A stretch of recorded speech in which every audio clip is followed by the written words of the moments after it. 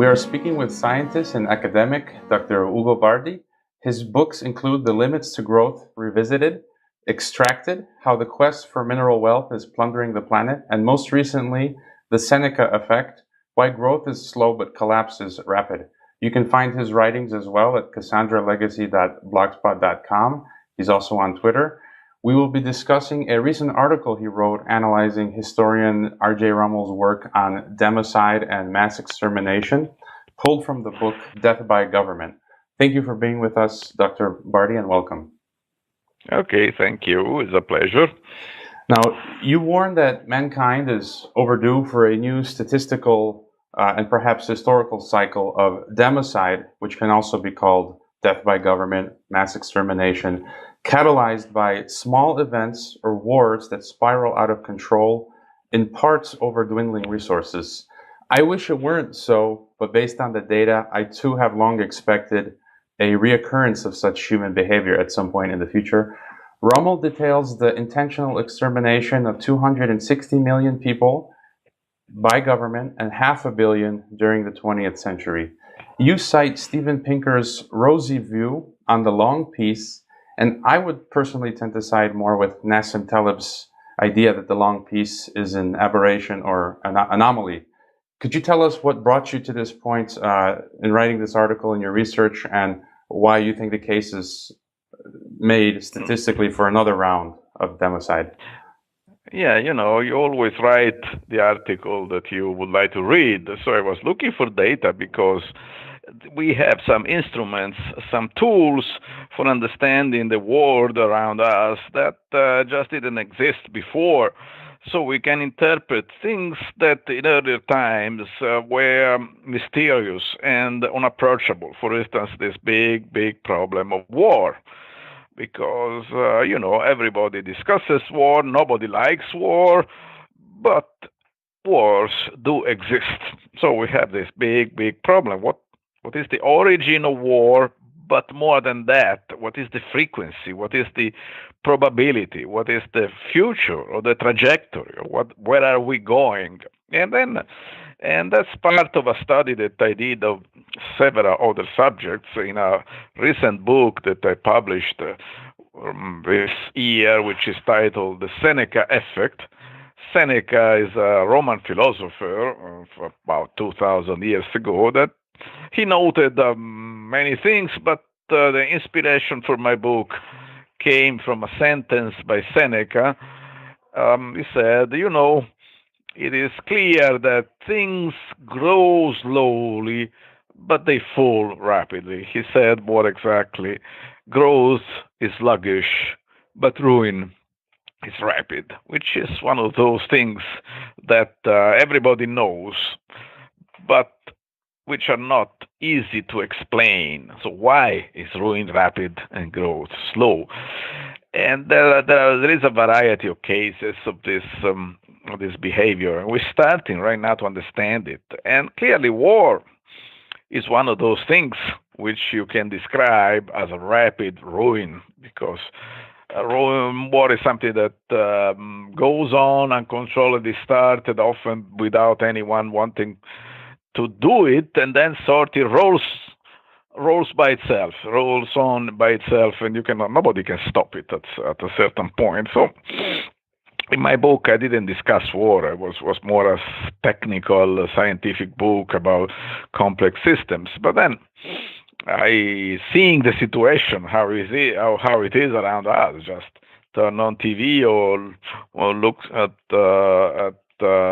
what you can read over the web and things like that, and you see that there are good evidences that we may be close to war. So I went to look for some data, and unfortunately, there is not so much that can be found in this field, because we know a lot about wars.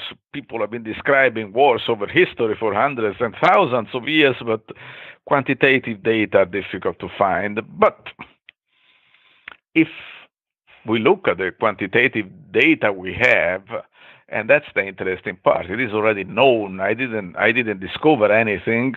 It is part of the pattern.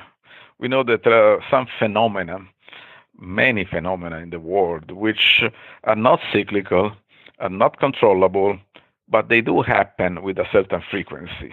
And they have this characteristic that the larger they are, the less probable they are, like an earthquake, an avalanche, a landslide, a volcanic eruption, things like that.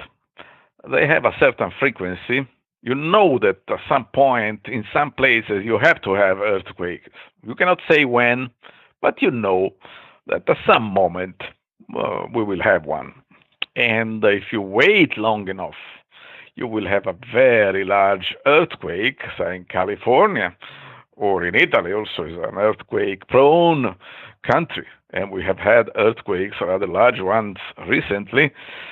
And it is unpredictable, cannot say when, but you can say, yes, there will be one here of some size at some moment. At war, it seems that war follows the same law, which we call sometimes a power law from the mathematics of the way you describe it, but doesn't matter. It's a well-known phenomenon. It's a phenomenon that just happens.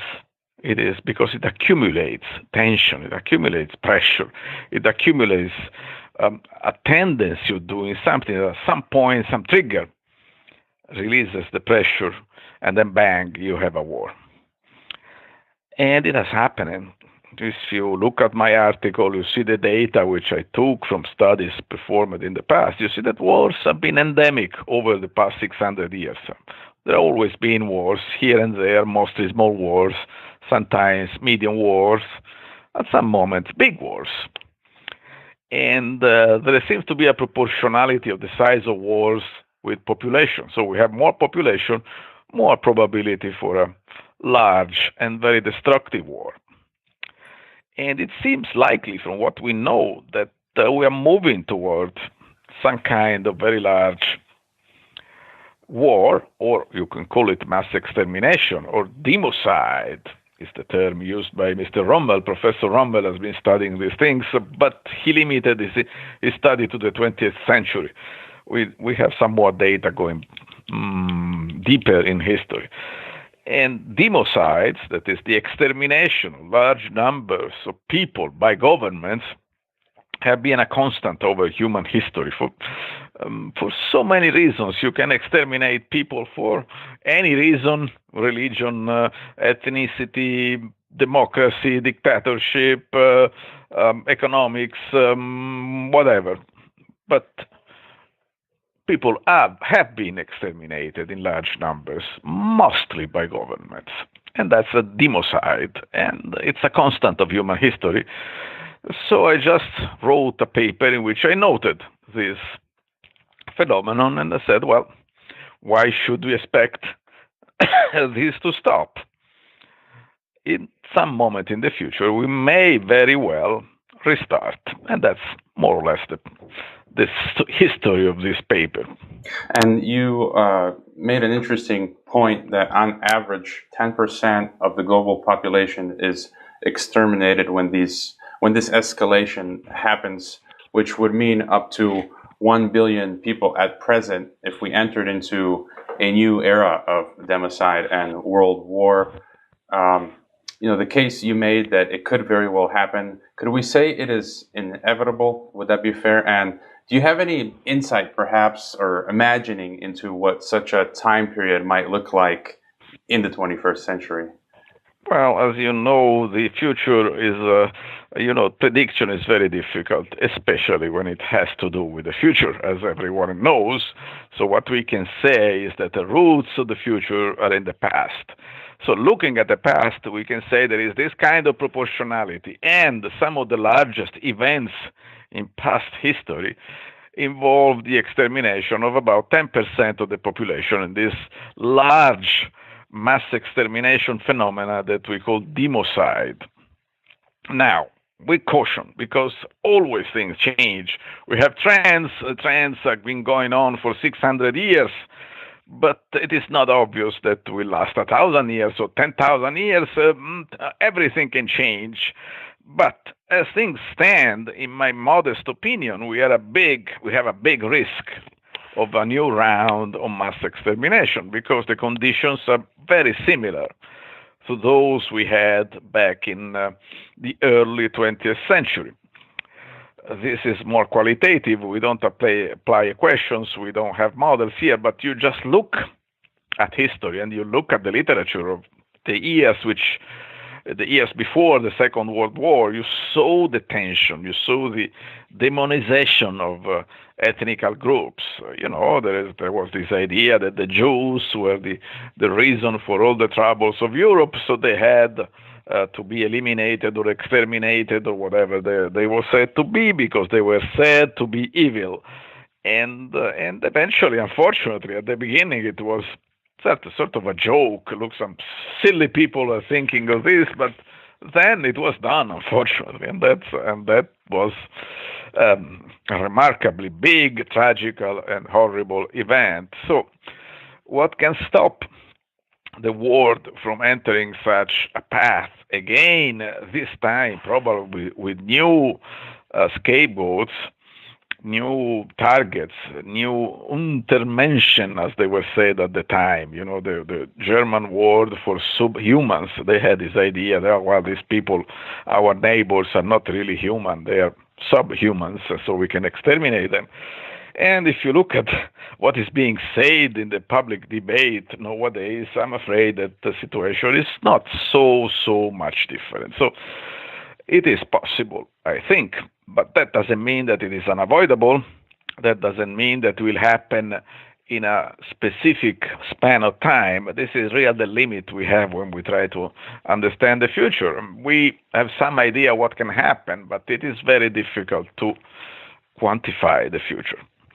The approach that we have in using these models, these mathematical models that have been developed over the past few decades, these models that of this critical phenomena, the future being a series of critical events which follow a power law, it is very similar to a much more ancient way of not predicting the future, but being prepared for the future. And it goes back to Sun Tzu, who was the famous author, strategist, Chinese strategy. He wrote a book, The Art of War. The Art of War, he said, just at the beginning, he said, the general who makes a lot of calculations wins wars. And he was perfectly right, because what does it mean to make calculations? Is that you follow the possible paths of the future, and you are prepared for whatever happens or may happen. Not necessarily will happen, but may happen. So, like a general, even today, generals make plans, scenarios, war games. They get prepared to what may happen. They don't say that what they are prepared for will happen, but they are prepared just in case. And so this is the power of these methods of understanding the future. You try to understand what can happen, and you try to get prepared, to be prepared for that. Now, these models, which are based on the behavior of humankind over the past few hundred years, tell us that a new explosion of violence is possible, even likely, given the situation. Then the question is not whether the prediction is right or good. Hopefully it is not good. Hopefully it is a wrong prediction. But assuming that it is right, what do we do? Can we prepare in some way for that? Or can we avoid this kind of future? That's a big question. And discussing on that point, Rummel said that power kills and absolute power kills absolutely.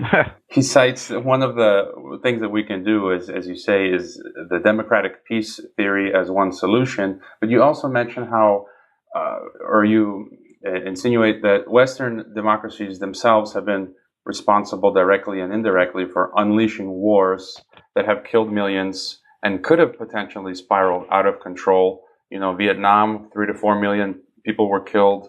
Scientists did a study that up to 1 or 2 million people died as a result of Iraq, and so on. Yeah. Where does this leave us then in terms of a fail-safe against democide? Because democracy is one solution, but there seem to be. Could we say there are signs of friendly fascism or soft totalitarianism in some Western democracies today? And I mean, they could theoretically capitulate to tyranny.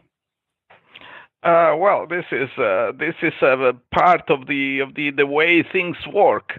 Wars like Iraq, like Vietnam earlier on. Well, Vietnam was part of the earlier pulse, what I call a pulse of mass extermination. That means that we had this giant wave, or a sort of a tsunami, if you like to call it with this term, of violence that swept through the 20th century.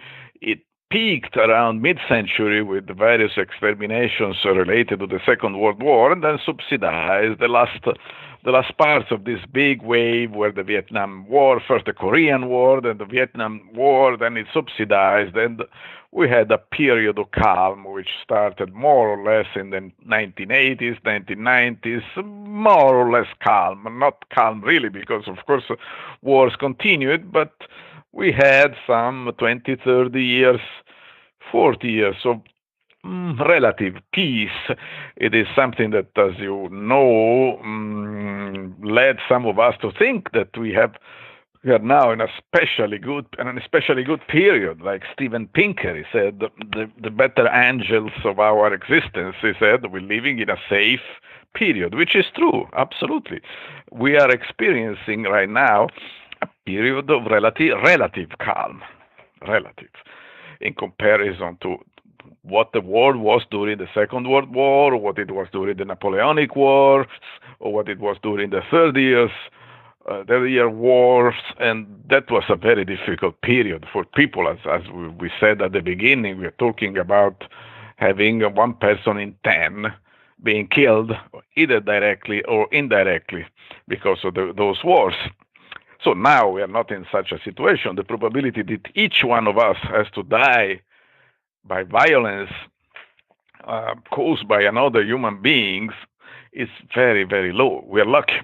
Now, but still, the model, the idea, the examination of the past tell us that small wars can, and sometimes do, coalesce into larger wars.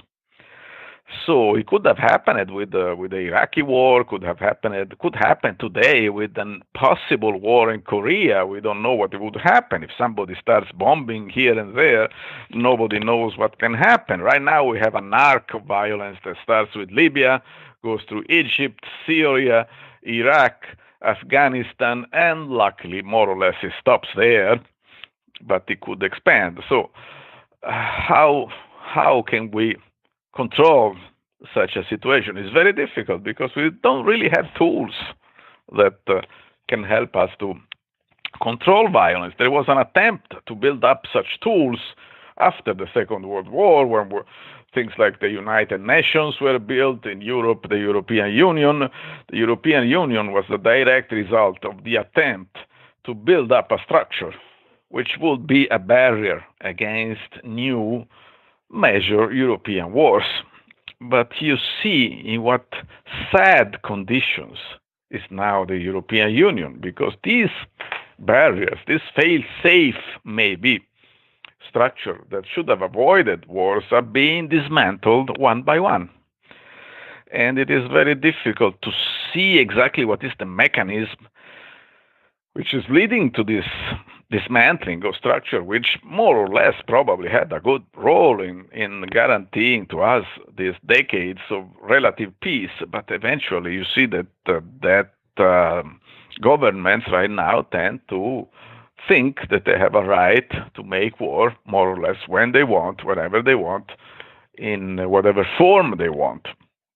And also this has to do with the availability of a certain kind of weapons which are relatively cheap, like drones, like automatic weapons, like these kind of things, which can do things that once were more expensive to do. So it is very, very, very difficult. The only thing I can say is that situation, what I wrote in the article is that one thing is that we are going through a big change in the whole human civilization. So we don't really know if we can keep extrapolating the past trends. Maybe things will change so much that really we'll see something completely different, because history repeats itself within limits.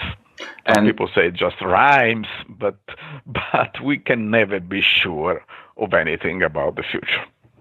And could you touch on resources as being playing into the factor, and resource depletion, because that's a focus of your research? That's the point that led me to approach this problem, because my field, my real specialization is resources, mineral resources in particular, and there is this idea that wars are always for resources. You go to war to get resources. Actually, I think I changed my mind. I thought that at the beginning, but then I see that wars have a dynamics of their own. I think that because everybody says that, there is a war, it is because there are some resources that somebody wants there. You read about Afghanistan recently. People have been saying, "Oh, look, there are rare earth mines in Afghanistan." So that's the reason why we go to Afghanistan. We fight in Afghanistan or Iraq. There is plenty of oil in Iraq, of course. Then that's why we attacked Iraq, because there is so much oil in Iraq. But I think this simple causation, with simple cause and effect, I think it is wrong, honestly. It's if it is just a question of resources, well, why do you really start a war? It's much cheaper just tell people, well, look, we need those resources, let's share them. It is actually wars, in my opinion, start because somebody has too much in terms of resources, not because there is a need of resources, because there are too many resources, and people so decide to spend. They can spend resources to make a war, but the war has a dynamic of its own. I say in the book it's an emergent phenomenon. In science, we use this term, emergent, as something that is not written in the way the system is assembled, but it emerges. It appears once you put together the parts of the system. For instance, democracy is an emergent property of society. It's not written anywhere in human DNA or in human brains that you should or would or have a democracy. But eventually you put together a number of sane human beings who have reasonable resources at their disposal, who are not scared of anything in particular. They get together and they will build up some kind of a democracy. Then probably they will go to war, because if they really have sufficient resources, they will think, well, let's use these resources to do something. And one possibility of dissipating resources is to make a war. So it's probably another emergent property of humankind. It is not written in the DNA of humans, it's not written in the brains of humans, but somehow, once you put together a large number of human beings, and you make them build up governments, build up structure industries, armies, and think that at some moment war appears. And it is what we see in the historical record. Within some limits, we have to accept that this tendency exists and try to avoid it as much as possible. But we have to take into account that humans are not angels. And at this point, I disagree with Pinker. I think that he said, well, it doesn't really say that humans are angels, but the gist of this idea is that human, if you are not excited by some evil agents, they will behave nicely. I don't think they do. That's at least one possible interpretation. Okay, and do you have any final thought or comment to leave us with, perhaps some parting thought from your latest book, Seneca Effect, or do we hope for the best and prepare for the worst? Final thought. That's right. That's a good point. hope for the best and prepare for the worst. I think it's a. I don't remember if Seneca ever said that, but he could have said that. It is a very stoic kind of expression. This stoic philosopher was always prepared for the worst. And Seneca himself, as you know, the story of his life, he had a happy life. He was rich. He was powerful. He was respected, and eventually he was ordered to commit suicide by his former pupil, the Emperor Nero, and he did that. So he was prepared for the worst, and he did what he had to do. And this, I think, is what we all can do, and hope for the best, and do our best. And how can people best follow and support your work? You are on Twitter. They can purchase your books on Amazon and Springer website. Yeah, my book. I wrote a book. Maybe someone would be so nice to read it, and maybe he or she will find this book useful, hopefully. But we always keep going, and book or no book, the future is coming, and we will learn what it is.